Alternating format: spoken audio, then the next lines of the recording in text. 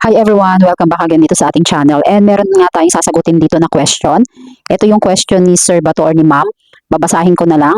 Sabi niya, good evening po ma'am. Paano po ang tamang pag-compute po ng bagong kabit na submitter sa month of January to February?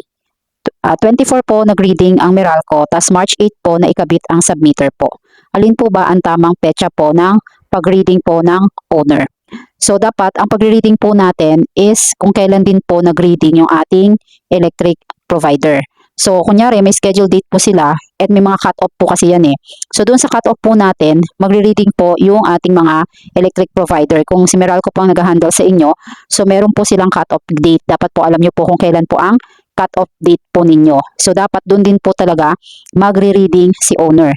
And then dito sa question niya is sabi niya, nagpakabit din sila ng submitter which is March 8. So dapat doon din sa cut-off kung kailan nag-start na ikinabit yung submitter hanggang doon sa susunod na cut-off for the next month is dapat magre-reading pa rin po si owner.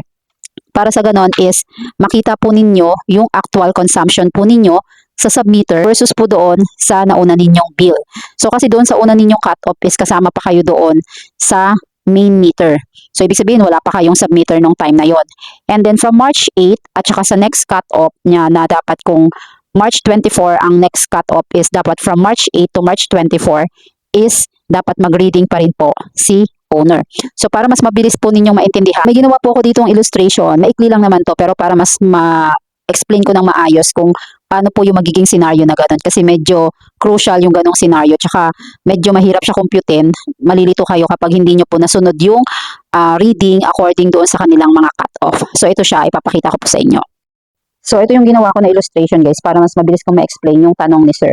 So sabi niya, January to February isang buwan nag-reading si owner. So ang reading nila is February 24. So isang buwan yan. So parang ito yung cut-off niya. Ayan, January 25 to February 24. Yan yung pasok na cut-off na isang buwan sa ating mga electric provider. Kung Meralco man po yung inyong electric provider. So 1 month po siya. Ang magkukompute niyan si owner kasi wala pa po siyang submitter. And then, from February 25 to March 7, dapat makompute yan ni owner kasi may konsumo po kayo dyan. Ito po is wala pa kayong submitter dito. Ayan, no, submitter pa kayo dito. So dapat makompute din yan ni owner. Yung mga araw na yan. Nagpakabit kayo March 8 ng submitter. So, dapat from March 8 hanggang sa last cut-off ng March 24, dapat makompute din yan ni owner. Bali, ito na, pasok na dito yung actual submitter consumption ninyo. Ibig sabihin, from March 8 to March 24, meron na kayong makukonsumo sa submitter ninyo. So, ganyan ang magiging computation yan pag ako magkukompute niyan, guys. So, meron kayong babayaran dito sa mga araw na wala kayong submitter at meron din kayong babayaran sa mga araw na kinabitan na kayo ng submitter. Kaya dapat titingnan nyo po lagi yung cut-off period. Kasi ito yung cut-off period eh. Ito, from January 25 to February 24. Itong 1 month na to, si owner ang magkukompute niyan kasi nakakonect pa kayo sa main meter. Wala pa kayong submitter nitong mga buwan na to. Hanggang March 7, wala pa kayong submitter. So, from February 25 to March 7, may konsumo kayo na nakakonect dito sa main meter kay owner.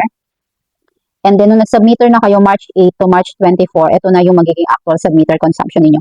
Madali lang tong computein guys, basta kompleto po siya ng information at mga details at mga submitter reading. So, pag nakuha nyo lahat ng information na yan, madali lang po siyang computein and malalaman ninyo kung magkano yung babayaran nyo dito from February 25 to March 7 na wala pa kayong submitter at March 8 to March 24 na meron na kayong submitter. So, i-add nyo yan, yung dalawang yan, i-add nyo to, tsaka to, yun yung babayaran ninyo. So, ganun siya guys. Pag ako po kasi, kaya ko siyang computein. Pero madali lang talaga yan pag nabigay nyo yung information at nasundan nyo yung procedure.